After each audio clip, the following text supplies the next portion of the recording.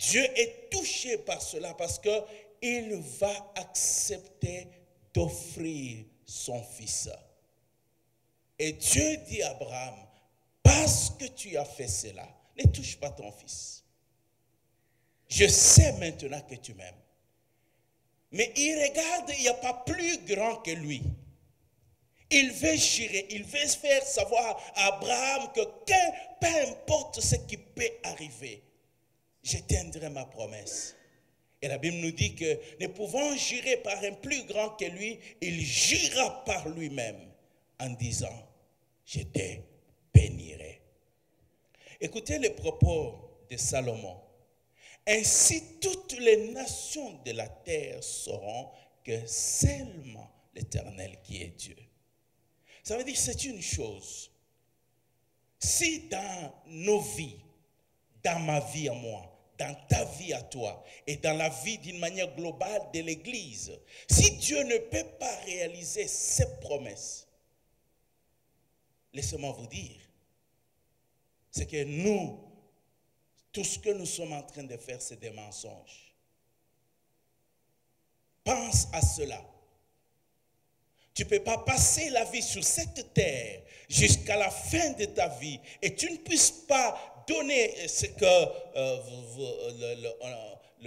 l'héritage aux enfants qui viennent pour leur montrer que le Dieu que j'ai choisi, c'est un Dieu fidèle.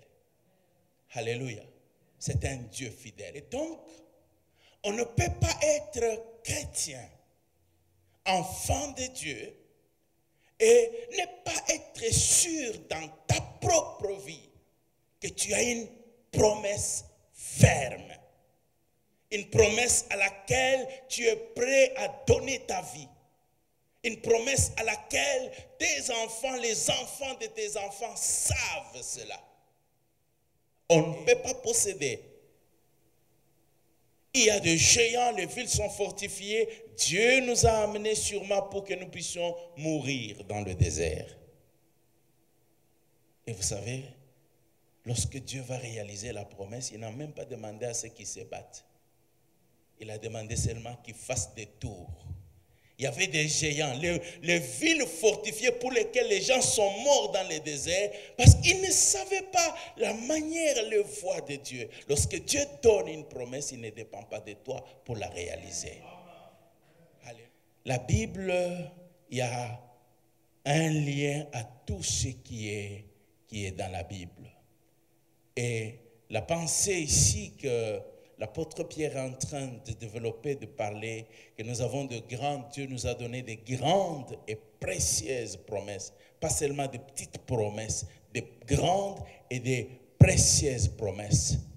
Pour que par elles, nous devenions participants de la nature divine. Vous vous rappelez dans Genèse, Dieu, après avoir tout créé, il a dit, faisons l'homme à notre image et à notre ressemblance.